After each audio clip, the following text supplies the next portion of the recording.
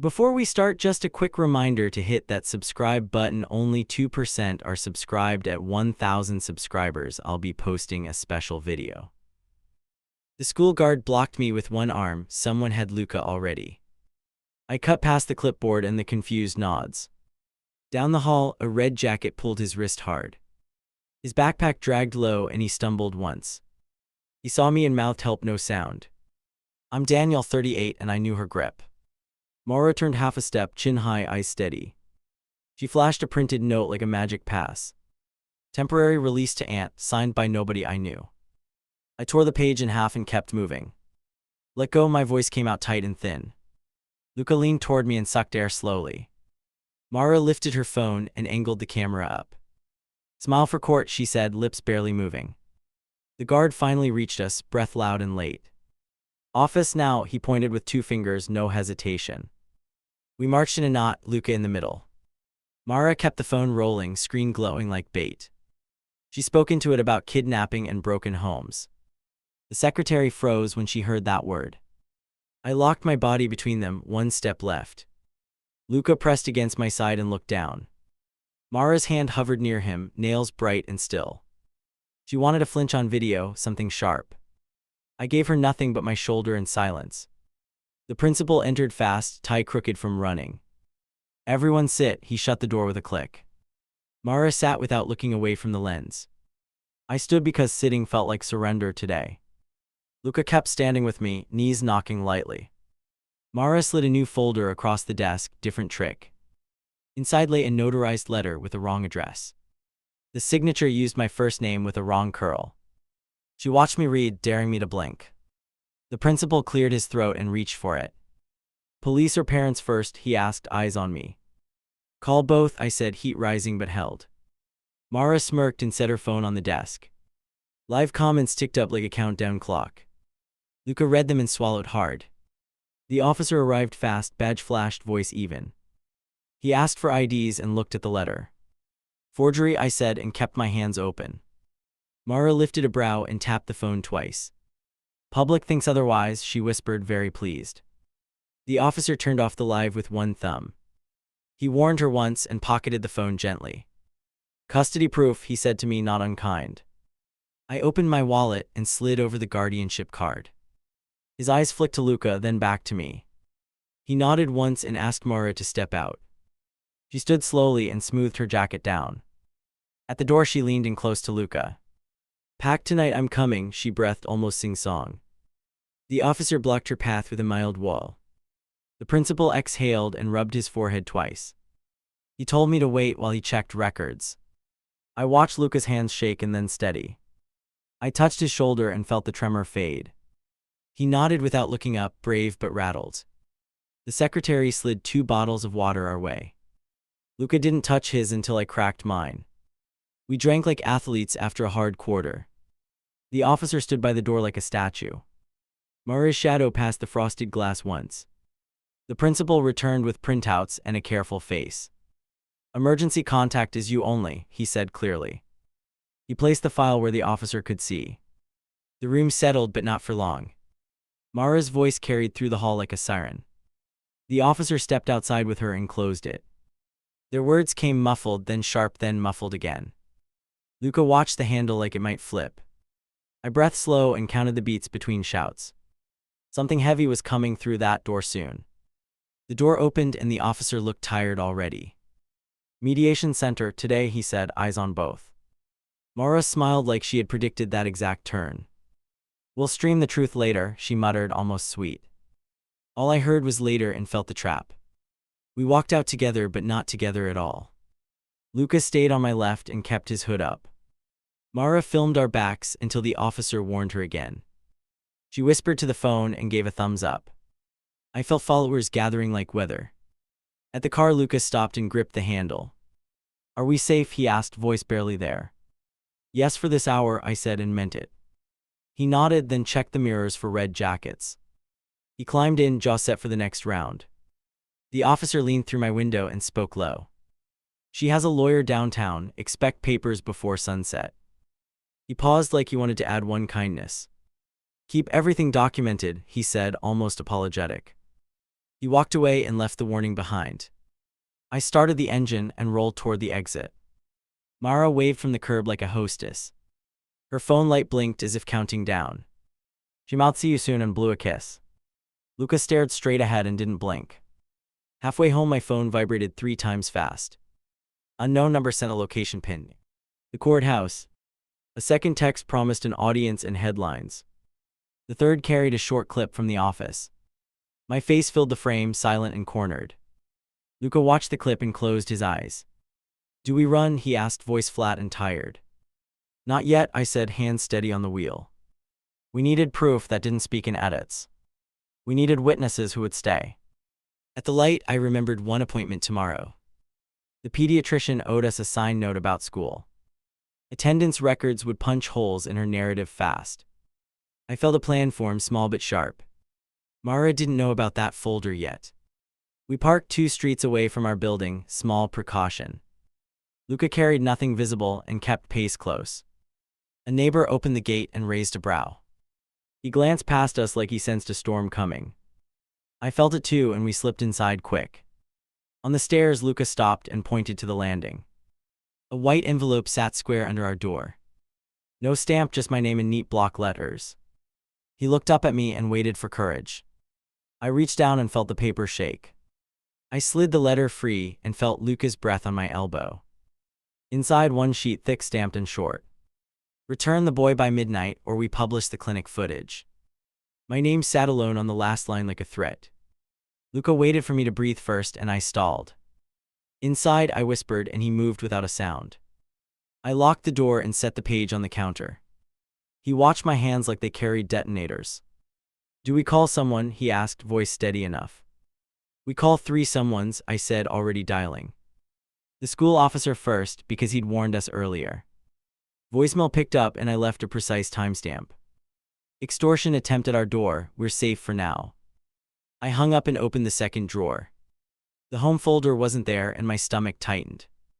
Luca crossed the hallway and checked his room. He came back empty, shoulders high like he braced. "Backpack," he said, and bolted for the couch. He unzipped and pulled out the pediatrician's form. I hadn't told him to grab it, and that landed. The phone buzzed again and flashed a new message. A location linked to a parking garage 2 blocks away. "Come alone, no recording, bring the kid's school ID." Luca read it over my wrist and set his jaw. He knew the game, and that hurt to admit. "Not there," I said, and took a photo of the note. I texted it to the principal with one line. "Emergency, documenting, call me back now." Then I forwarded it to a neighbor who owed me. He had cameras aimed at the street, and he answered. "Got movement outside your door," he wrote, quick and clipped. Female, baseball cap, pacing and checking the stairs. Another ping came through with a blurry still. Her wrist showed the same bracelets from the school.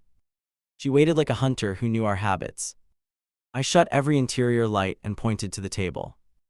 "Pack the essentials," I said, and he started sorting. He took only what he needed for one night.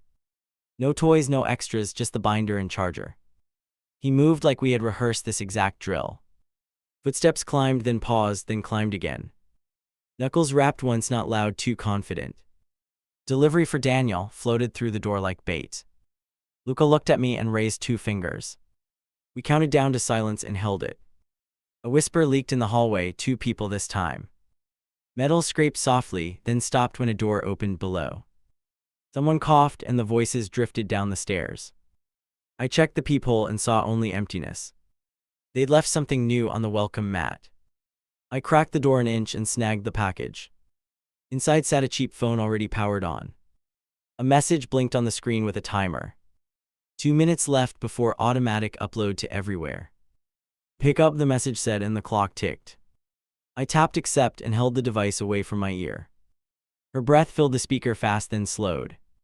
"Bring the kid and the file, or the world sees everything." My mouth went dry and my mind cleared. "Meet me in the lobby," I said, and hung up. Luca stared hard, searching my face for the trick. "We switched the bait," I said, and opened a drawer. I pulled out the blank binder we used for school projects. I stuffed it with scrap paper and the old vaccine booklet. He nodded once and slid the real folder into his hoodie. We descended quietly, each step counted and controlled. On the second floor landing, I stopped and listened. A whisper brushed the stairwell and then cut off. I motioned left and we took the long loop. The lobby camera blinked and I angled us beneath it. She waited near the mailboxes with a second shadow behind. Her phone faced the door like a snake. ID first, she said, no welcome at all. Luca held out his student card with a still hand.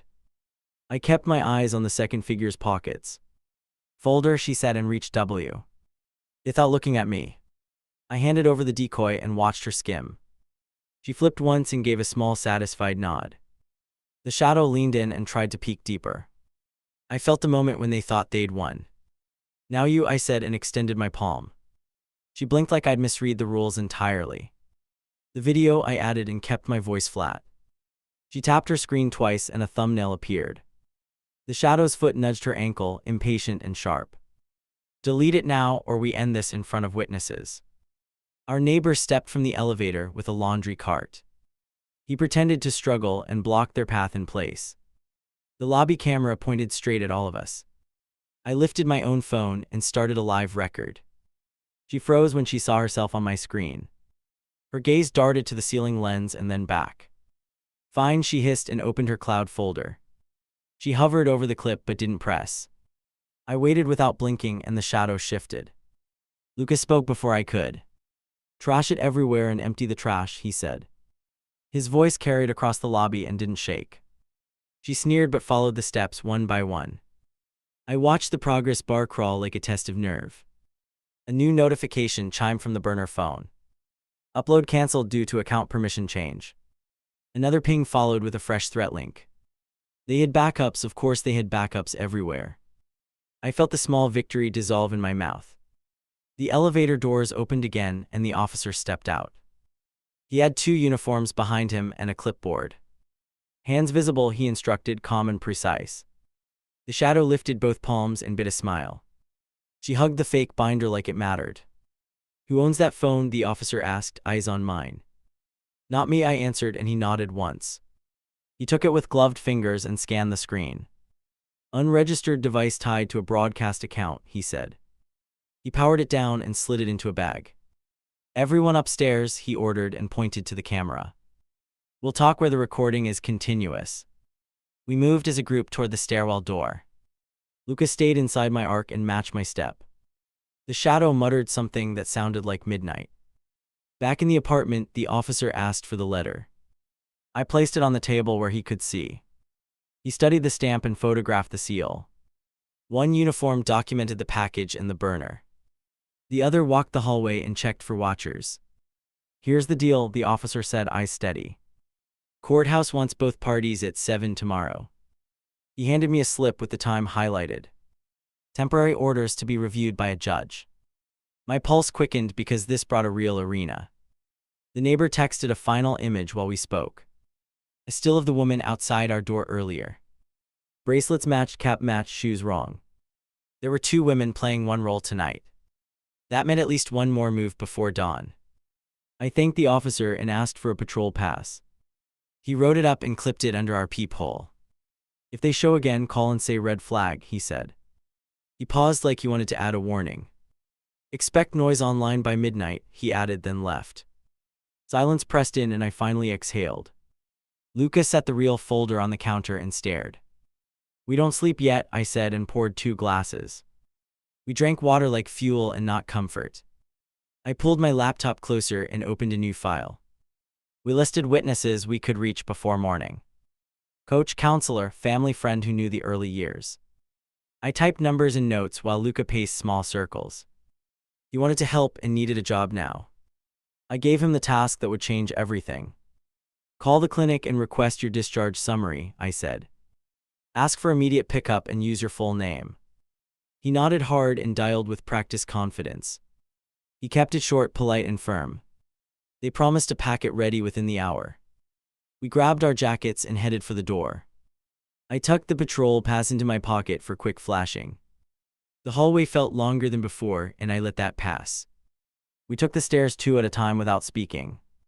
The city outside waited with teeth, and we stepped out anyway. A scooter cut too close and forced us against a parked van. Luca yanked me back by the sleeve and didn't let go. Across the street, a girl filmed us from behind mirrored glasses. She tilted the camera like she knew our angles. I clocked the bracelet pattern and kept walking fast. The clinic lobby buzzed with short tempers and quick glances. "Records pick up," I said and slid our IDs under the glass. A clerk checked the list and pressed her lips together. "Someone already called for that chart 20 minutes ago." My stomach dropped and I asked for the timestamp. "Show your call log," I said to Luca, and he did.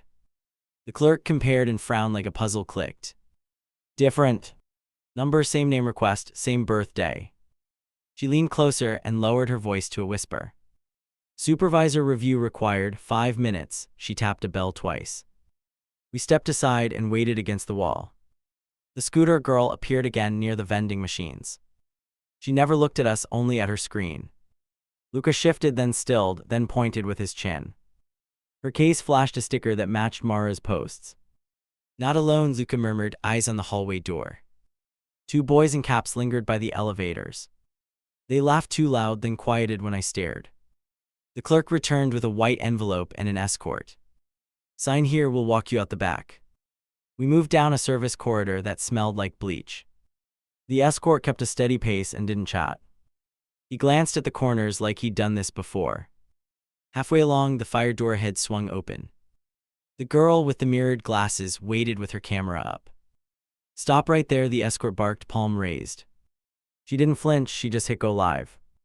"Tell your audience you stole a kid," she purred. Her nails tapped the rail in a slow drum beat. The boys appeared behind us and sealed the path. "Trade then," I said and held up the envelope. "You drop the stream, we step past, nobody gets grabbed." She smiled like she'd rehearsed this standoff all week. "Open it," she said, head tilted, voice sugar and steel. "Pages first, then we think about mercy." I tore the flap and revealed the top sheet. A discharge summary sat there like a chess move. She zoomed in, then lowered the phone by a hair. The escort radioed for help without taking eyes off her. No answer came, just static and footsteps beyond the door. Luca slipped his hand into my pocket and squeezed twice. A prearranged signal meant now or never. I nodded once and shifted my weight left. He exploded right and clipped the boy's knee hard. I stepped through the gap and dragged the escort with me. The girl lunged, so I snapped the envelope shut. She clawed for it and lost her balance. Her phone skittered under a rolling cart and spun uselessly. A siren chirped in the hallway, short and sharp.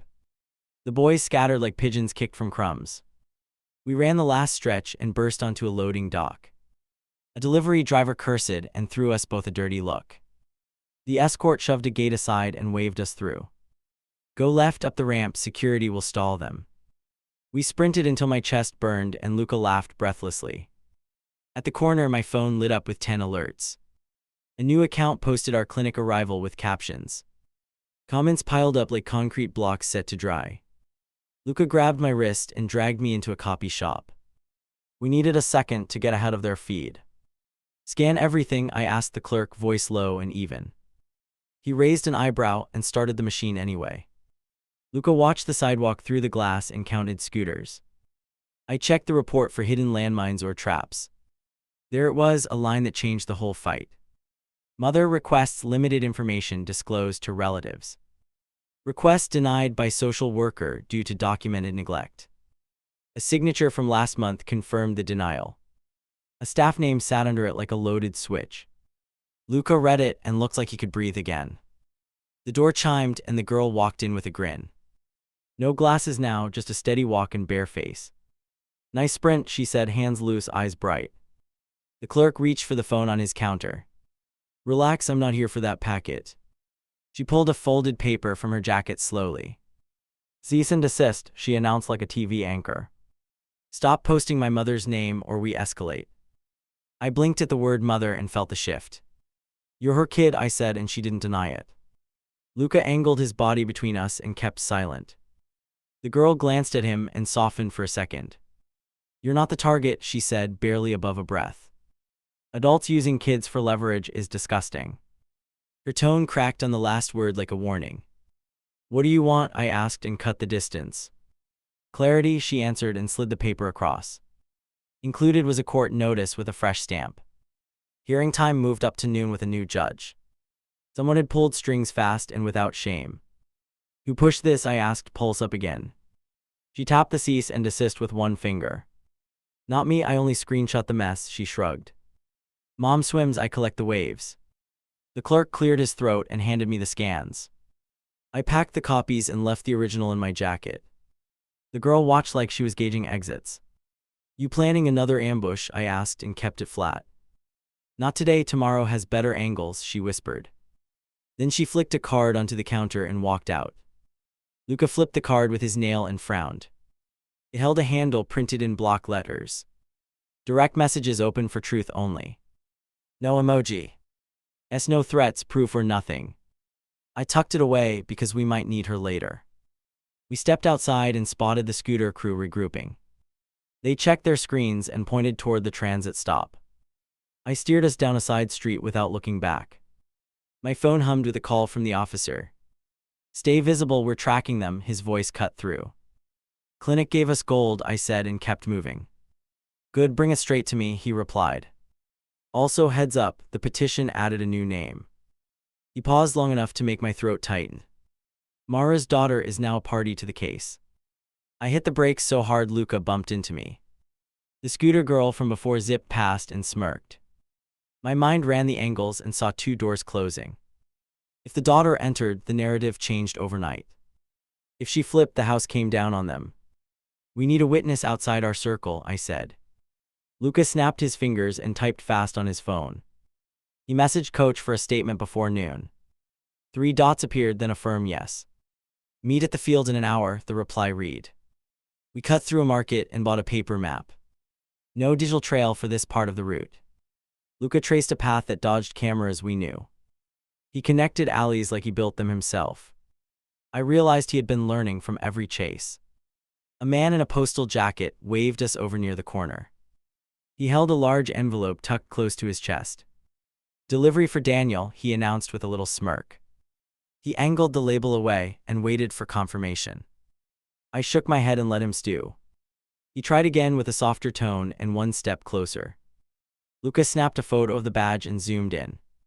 The logo peeled at the edges like a cheap sticker. The man turned quick and vanished into the crowd. A rookie runner or bait for something worse. We ditched the street and climbed a narrow stairwell. At the roof door, I felt that familiar prickle. We were not alone up there and we knew it. I went first and kept my shoulders loose. A drone lifted above the ledge and hovered.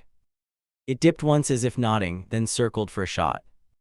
Luca raised his hood and flashed the patrol pass. The drone drifted back and parked on the opposite roof. Someone zoomed, then retreated like a thief spooked. I noted the direction for later and opened the map again. The field sat 2 stops away if we risked transit. Walking meant cross streets full of watchers with cameras. Fast and public, I said, and we grabbed the train. We stayed near the doors and watched reflections for tails. 2 teens boarded with scooters and pretended not to look. At the next platform, a woman waved a sign with my name. I almost laughed because the boldness felt theatrical. She wore the same bracelets from the morning ambush.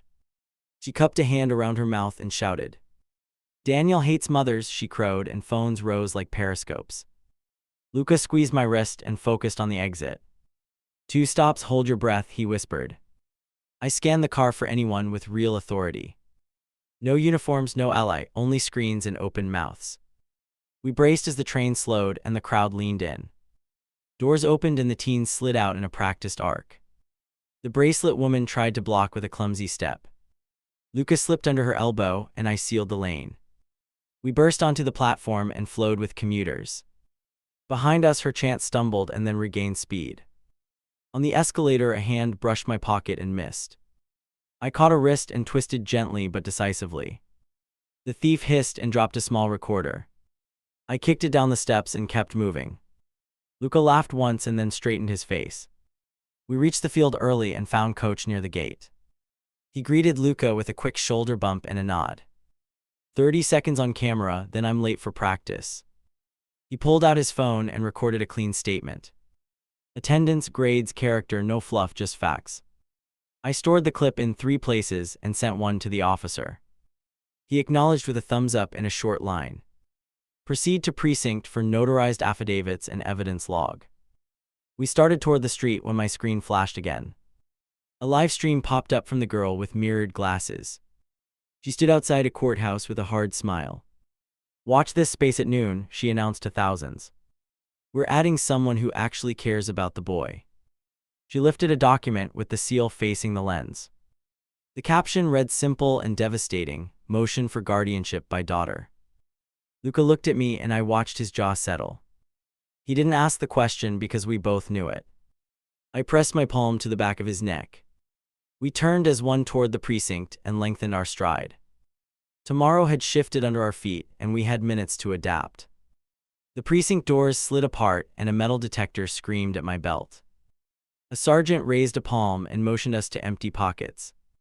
I laid the documents down and kept my eyes on Luca. Two plainclothes stepped in behind us and locked the entrance. Someone important was already inside, and we were late. A clerk rolled a card over and asked for exhibits. I handed the packet with the clinic seal and dates. She logged each page and stamped the receipt slowly. "Affidavit room in 5 minutes," she said without looking up. My cagey gut told me 5 minutes would be contested. The conference door cracked open and Mara's attorney appeared. She carried a tablet and a little smirk for garnish.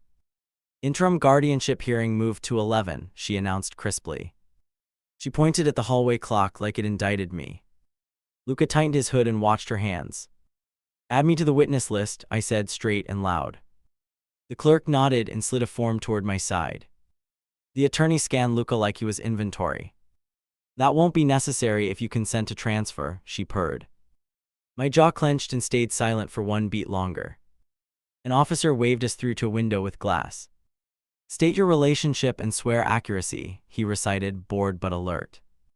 I raised my right hand and felt the room cool. Words came measured and simple because precision mattered now. The pen scratched and a notary stamp landed like a gavel. The attorney's phone chimed and she brightened with fresh fuel. "New filing," she announced, tapping with a satisfied rhythm. "Motion from the daughter for immediate placement pending review." She slid a printed copy under the glass with flair. Luca read the caption and swallowed a curse. I asked for a supervisor and got a lieutenant instead. He checked the papers and then looked at Luca. "Any safety concerns right now?" he asked, voice steady. I listed the ambush at the clinic and the burner. He wrote fast and requested a patrol to our address. A door at the far end yawned and the daughter entered. No entourage, just a backpack and a straight spine. She ignored her mother's lawyer and came to our window. "I want him to visit her before she goes," she said. The word "goes" hit like a small hammer between us. Luca's fingers twitched and he stared at the counter. She noticed and stepped 1 pace back respectfully. "I filed because I don't trust my mother," she added. The attorney stiffened and tried to cut in with a cough. The daughter lifted a palm and met her glare. The lieutenant separated us to a side office without windows. He set a recorder down and hit a red button. "Short statements, then decisions," he directed, crisp and neutral. I kept it to facts that could be checked quickly. The daughter listed times and names that matched our timeline. The attorney knocked and demanded entry with manufactured outrage. The lieutenant opened the door 2 inches and held it. "This is a protective interview," he said without blinking. She retreated and began typing with theatrical sighs. I understood she was building the next headline carefully. The daughter leaned toward Luca and chose a softer register. "I won't take you," she said, hands open, shoulders low. "I only want her to say what needs saying." Luca glanced at me and then balanced his breath. "I'll go if we control the cameras," he answered. The lieutenant set conditions on a single sheet quickly. No streaming, no photos, 1 guardian present, 1 hour. Hospital security to clear the hallway before entry. Attorney objected through the glass, then signed when overruled. We watched the clock bleed minutes we could not spare. Before we left, Coach arrived with his letter in triplicate. He clasped Luca's shoulder and faced the lieutenant squarely. "Kid shows up, kid works hard, kid is safe." The lieutenant scanned the letter and stapled it to our file. The attorney rolled her eyes but stayed quiet as granite. On the steps outside, a reporter ambushed us with a boom mic. "Why keep a child from his real family?" she pressed. Luca stared past her and pointed at the patrol car. "We are going to the hospital," I said, unblinking. A patrolman opened the door and broke the swarm. The cruiser cut through traffic while the radio crackled nonstop. The daughter texted an advance team for the floor clearance. My phone buzzed with the officer from earlier confirming routes. He warned us about drones near the ambulance bay already. I pictured our faces framed by strangers again and again. We parked under the security canopy and moved quickly inside. 2 guards verified IDs and clipped visitor passes to our shirts. One of them murmured that the corridor was clear for now. We followed the daughter down a hall that echoed too much. Luca's steps matched mine like a metronome under strain. Outside the room, the daughter paused and studied Luca gently. No promises inside, she whispered, eyes damp but steady. Take your time, but watch her word choices today. My chest knew exactly what that meant without translation. We nodded and she pushed the door just enough. The woman in the bed stared at the sea, smiling without blinking. The monitor ticked at a tempo that made time weird. She turned slowly and found Luca first, not me. Kiddo, she croaked and closed her eyes to reset. He moved closer and braced both palms on the rail. You wanted to talk, he said, voice careful and firm. She tried to smile, then gave up the effort fast. I signed something I should not have signed. Her eyes slid to the daughter, then back to Luca. The attorney shifted near the footboard like a vulture.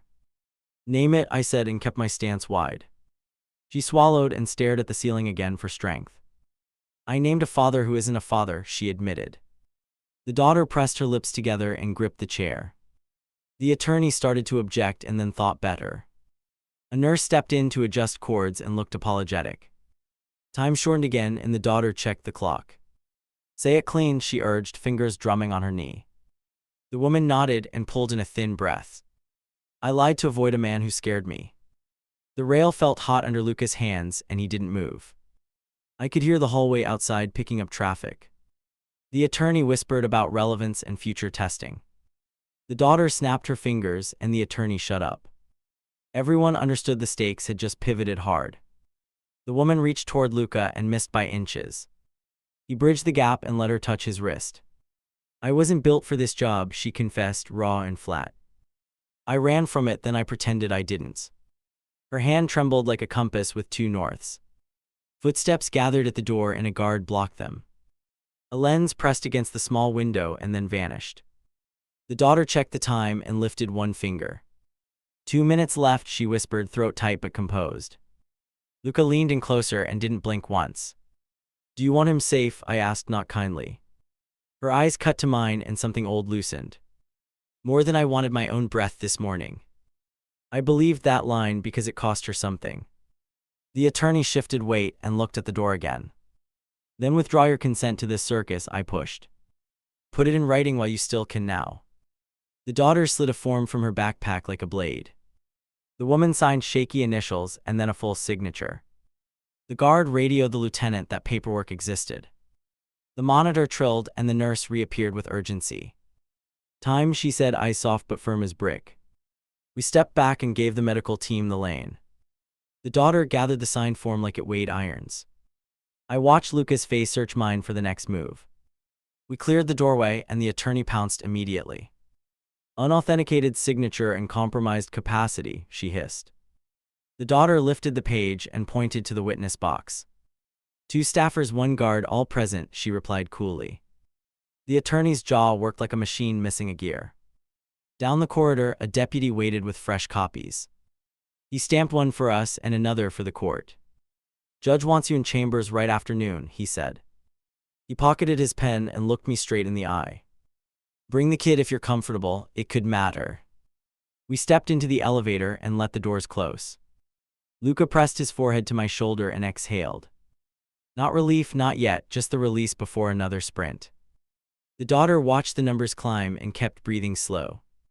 I understood we had crossed one line and drawn another.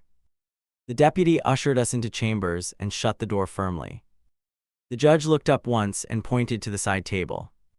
Evidence first, she said, voice flat like a blade. I placed the hospital form and the clinic summary. Luca stood beside me and kept his chin high. Mara's lawyer slid a new affidavit across the wood. Questioning capacity, she announced, eyes bright with hunger. The daughter didn't sit, she stayed near Luca. She opened her backpack and laid out her notes. Her hands steadied as if she'd trained for this moment. Start with the withdrawal, the judge instructed without ceremony. I walked through the signatures and the witnesses. The clerk verified names against the visitor log quickly. Mara's lawyer tried to interrupt and got a raised palm. The judge's stare pinned her back to her chair. Next exhibit, the clerk prompted, pen ready to move. I handed over Coach's statement and the attendance chart. The judge skimmed, then rested the paper between fingers. You brought verifiable records. Good, she said, barely nodding. My pulse slowed, but only for a single beat. The daughter cleared her throat and stepped into the pocket. I filed to block my mother's tactics, she said steadily. This motion stands only until she stops the harassment. The judge studied her face for a hard 5 seconds. Are you seeking placement or protection? She asked softly. Protection came back quick, no hesitation. No drift. Luca glanced at me and then at the judge. He folded his arms and planted his feet. He understood that word the way I did. It changed the ground under all of us. Mara entered late and loud, escorted by a bailiff. She wore a polite smile that didn't reach her eyes. Family should be together, she announced to the ceiling. The judge tapped a pen once, patience already thin. Counsel speaks for you, she reminded, voice like stone. The lawyer pushed a tablet toward the clerk with a flourish. Your Honor, watch this video before any ruling. The screen lit with the clinic corridor and the scuffle. Cut angles, sliced audio, a clean trap for optics. It ended on my face, tight and cornered. Play the second clip, I requested, palms open to show intent. The clerk loaded our uncut version from the precinct drive. The judge watched the escort call security and nod. She paused the frame where the stream demanded a document. She looked up at Mara and waited without blinking. Mara rubbed her wrist and let the smile fade. My child only wants her brother home, she muttered. The daughter shifted her stance and spoke past the lawyer. He wants safety and routine, start there first. Mara's jaw flexed and the judge wrote a single word. Interim order, the judge announced, pen already moving. Child remains with current guardian until full review. Mara's lawyer sprang up with scripted objections. Public interest, unstable placement, emotional manipulation. The judge lifted a finger and everything stopped midair. This court will evaluate facts, not feeds, she said. Violations of privacy will weigh against custody claims. She turned to me and then to Luca. Home tonight, school tomorrow unless medical prevents. Heat left my shoulders in a clean rush, not relief. The clerk handed me certified copies with fresh stamps. Escort to exit, the bailiff said, already at the door. We moved into the narrow hallway like soldiers. Mara lingered behind with her lawyer, whispering fast. The daughter fell in step with us and kept quiet. Halfway to the elevator, my phone vibrated hard twice. A live stream icon pulsed with an emergency banner. The scooter crew crowded the courthouse steps outside. A mic shoved into the camera, words already rehearsed. Judge stole a child, the caption screamed across screens. The daughter angled herself between Luca and the doors. Give me 2 minutes out front, she said low. Alone, I warned, and she nodded without blinking. She stepped through the crowd and raised both hands. Her voice cut clean through the noise like thin wire. I filed to stop my mother, she declared, steady and precise. I asked for protection, not replacement. Cameras stuttered, then found her face again. The chant wobbled as the new angle registered. I watched comments roll one way, then slow. Mara pushed forward with her smile rebooted. Family unity, she repeated like a broken commercial. The daughter didn't flinch, she pointed to the deputy. Court ordered privacy, you break it, you lose ground. Mara's eyes flashed, calculation showing through the cracks. A drone drifted above the steps and hovered close. The deputy raised a hand and called it down. It zipped higher and angled for the window line. 2 officers stepped inside with a net launcher fast. The drone juked left and clipped the arch. The battery popped and it spiraled into a planter. Crowd surged, feet kicking, hands reaching for parts. The daughter grabbed Luca's sleeve and pulled right. We cut through the metal detectors and out a side door. My heart hammered, but our lane opened toward the street. A sedan rolled up with blackout plates installed. The rear window slid down 2 inches and paused. Get in, a familiar voice ordered with clipped urgency. I leaned to see the speaker and met those mirrored lenses. The streamer from the clinic watched me, expression unreadable. Luca grabbed my elbow and shook his head hard. The daughter stepped between us in the car. "Not today," she said, voice flat as pavement. The window closed and the sedan drifted away. Every instinct told me that driver had a second plan. We ducked into a courthouse annex and found the lieutenant. He guided us to a secondary exit without cameras. "Patrol will shadow you home for the next 12 hours. He checked the order copy and nodded once.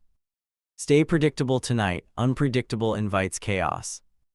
On the sidewalk, Luca finally let out a breath. Not victory, just oxygen after a plunge. He squeezed my arm once and looked up. "Can we go see her again?" he asked carefully.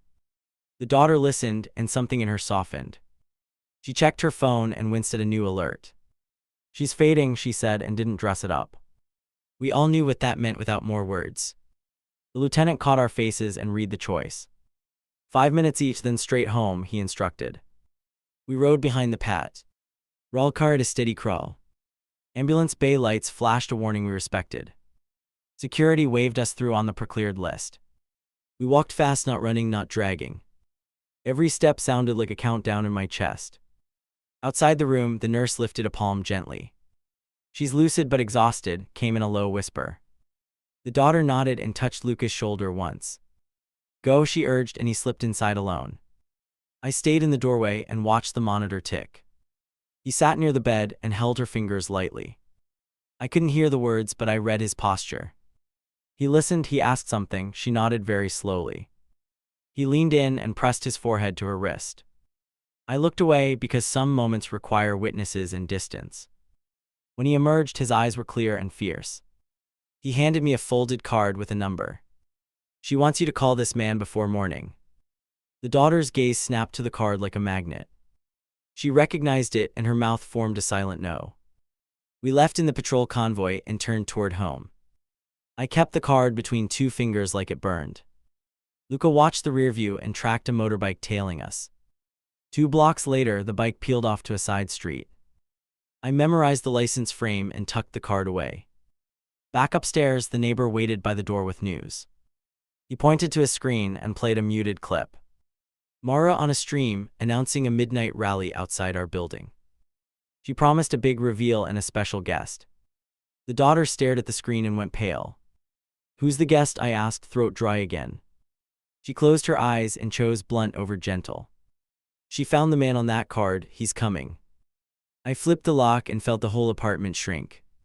Midnight wasn't hours away anymore, it felt like right now. Midnight hit, a bullhorn cracked our street and rattled the windows. Luca flinched and moved closer to me without asking. The daughter peeked through the curtain, then backed away fast. "He's here," she breathed, and my scalp tightened. The chant rose like a siren we could not turn off. I dialed the lieutenant and kept my voice flat. "Orders in place," crowded our door, "special guest arrived." "Hold position," he answered, clipped and calm. "Unit rolling, do not engage until we clear the stairwell." I slid the deadbolt and felt it bite twice. A knock thudded, slow and deliberate, then stopped. "Open up for family," a male voice called. Luca's shoulders went rigid and his jaw locked. The daughter shook her head once, then again.